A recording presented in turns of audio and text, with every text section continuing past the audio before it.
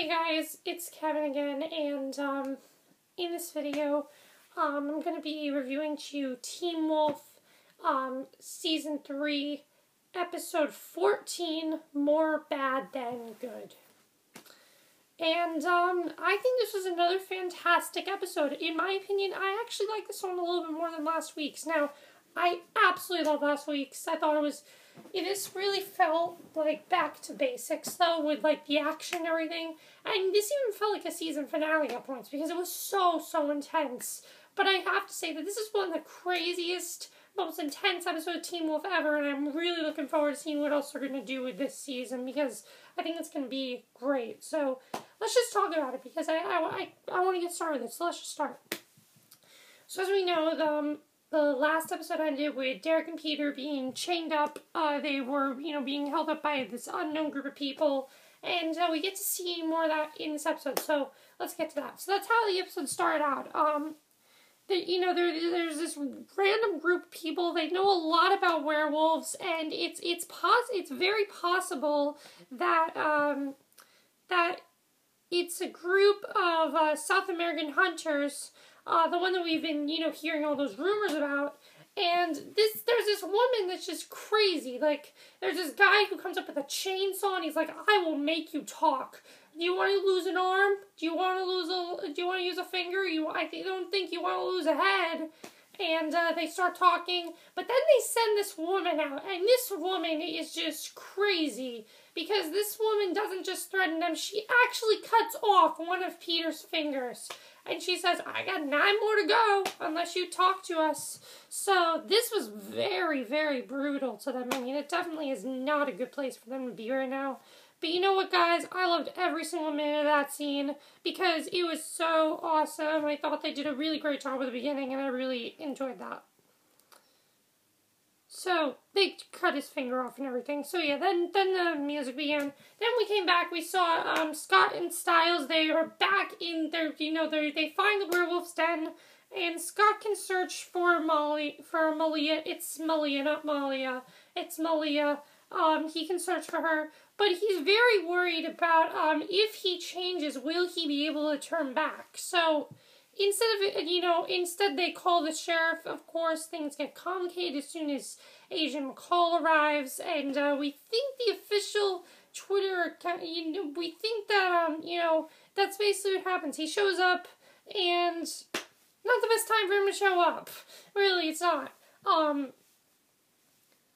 Because, we're thinking about him showing up and everything, and that's what happens. He shows up, and he talks to them, and they are trying to figure out everything about Malia. That's really what this episode was about, was them with Malia. We did get some stuff with Kira, though, which I am going to talk about right now.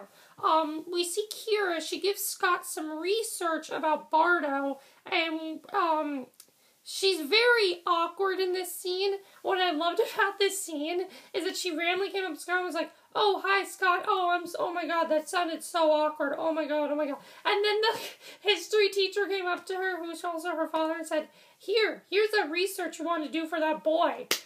And I'm really loving that while we're in all this, eternal darkness for this show, Kira is giving us some of the funniest stuff on this show. Like, it really makes up for the dramaticness of this show, because Kira is doing a great job with us getting that comic relief, and it's really just a cute storyline. She really likes Scott, and I think he's starting to like her too. So I actually do want these two together. I think it's cute, in my opinion. But then we get more intenseness because the history teacher wants everybody to wants Stiles to come up and read a passage in the book, but it doesn't end up going well. He has this panic attack in the middle of class. He's trying to read this book, but all the words just, fall off the page. And, he's not sure if he's dreaming or not, so Scott takes him into the bathroom, and Scott says, how do you know if you're dreaming? How do you know if you're not? And he says, basically, you have extra fingers in dreams. And this was just such an amazing scene because Stiles is completely out of it at this point. He doesn't know if he's dreaming. He doesn't know if this is a reality. He doesn't really know what's going on. And I think this scene really was fantastic in my opinion. I really did love it. So that's basically what happened. So then, we see, we see that he is able to, see that this is real, and I'm glad that Scott was able to show him that it was real, because that wouldn't have been good if he didn't. So then Kira's going to deliver Scott and Stiles' forgotten bag. She sees this were-coyote in the hallway, and of course that is Malia. I think it's supposed to be Malia. She's chased into the locker rooms, and Scott luckily rescues her. And we basically find out why Malia, that were-coyote, was there in the first place. Because Stiles had her doll in his bag. Now remember, her connection with the doll. That's the whole reason that this is such a big thing, the doll. It was like The Conjuring, seriously, guys. Like, I thought a haunted doll, The Conjuring, that's what it felt like to me. But no, not really. So Peter and Derek, they're still hanging out. It looks like all hope is lost. That is until Braeden, of all people, is the one that shows up to rescue them because Deucalion hired her. Now, I thought it was actually the Callie, that girl. But as I remember, she got killed off, so she can't save them. But Braeden can. And, so yeah, she goes to save them. And then we get back to here when we see that Deaton has some tranquilizers that will work on Malia, but it will depend on Scott being able to find her, Allison having steady enough hands to shoot her, and after a few jabs about Isaac's scarf, and I thought that was just a really, really funny scene when Stiles was like, what is he doing here? What purpose does he serve? Is he just here to annoy us? I thought that was actually really great because we haven't really gotten any Stiles comedy in a while, so I think that was a great way to, add some great comic relief to the show. I think that was definitely really great, and I always love how they can do that on the show. So then the crew decides they don't have any other choice. In order to get Scott to be able to get his transformation, they seek out the twins who used to be alphas, but because of, Jennifer hurting them and everything, the Dalek, and, she died and everything, they are no longer alphas. As soon as they see Scott, Lydia, and Stiles, though, they jump on Scott, start beating him in a pulp, and in the end, they're aggravating Scott, doesn't do anything to make him look bloody and beaten. I will say, though, this was a great return for the two of them. Like, you could not have made a better return for the two of them, because that was an awesome scene, and that was one of the best parts. That was one of the best scenes of the episode, in my opinion. I think it was just such an intense scene, and they did a really great job with that scene, because it was really, really great. So, Allison is preparing to shoot her gun to Malia. Her hands are still shaking. She sinks into another hallucination, and this time she's in the morgue with her chest cut open, and Kate and the other doctors are turn to werewolves and start eating her alive. And she comes out of the dream state with her gun pointed at Isaac, and he asks her how he can help her. So we see that she is still going through this. We see that she's still being haunted by her dead aunt, and it's getting worse. That is probably one of the sickest dreams I have ever heard. Nothing I would like to dream about. That just sounds disgusting. However, it was a really cool scene, though, too. I knew it was a dream. I knew, she wasn't going to get eaten alive, but I'm definitely interested in seeing how this is all going to connect to everything.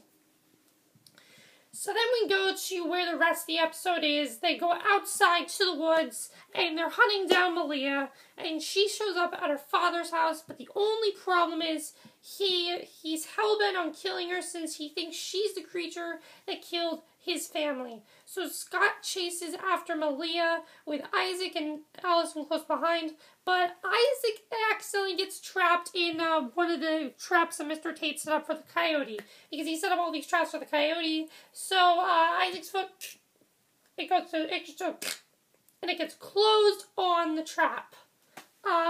So Isaac's foot is closed on the trap, and Allison has to kind of forget about it and try to shoot Tate so that he does not murder Malia. And the second attempt, it works exactly like that, and everything's fine with that. But Malia does end up escaping. So Stiles figures out that Malia is so protective of the doll because it's actually her sister's and not hers, basically. So, you know, she left it a crash. She, like, the person basically delivering flowers at a grave for their loved one. And Stiles relays the information to Scott. But unfortunately, Lydia almost gets trapped in one of the, gets caught in one of the traps. So, Stiles has to try to heal her leg, but as we know, he cannot read the thing, so he cannot read instructions. But I really love this next scene, guys. This was probably my favorite scene in the episode, just because of this, with the greatness that they have. She talks to him and she says how you can get us out of it, you always can, you're always the smart one of the group. I know you can do this, I'm rooting for you, and I know you can do this. So he actually ends up setting her free, and he ends up actually being able to read that. So, he didn't actually have to read it, because she says, since when do you read instructions and everything? And all he did was just, he figured out how to disarm it. And he did just that, so luckily they're okay. And I really enjoyed that scene, because it's probably as far as we've gotten to the Lydia to Slydia with Scott and Lydia. Now, they did say that Slydia will not happen this year. If they're way too, you know, Stiles is way too productive with other things this year, that he really does not have time for Lydia. That's perfectly fine with me. I would love to see them get together at the end of the show. You know, like the very last season of the show, that'd be fine.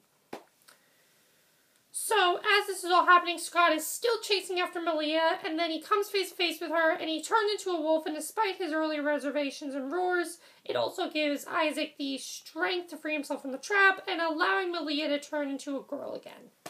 So Malia's okay, and she's reunited with her father, and Stiles realizes that he can read, actually, and Derek and Peter, and then, so yeah, that's how that happened. But then we get the very big end of the episode, another really big cliffhanger after this. Derek and Peter, they're going to look for someone else. Braeden must help them get out of the chest, but that the hunters obviously didn't want to get them to get into. She pulls out something with the Hale family symbol, the trick scale, before it cuts to someone at the nematone.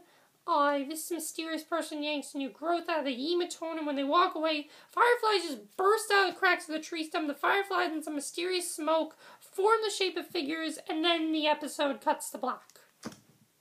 So what does this mean? I really am not sure what this means, in my opinion.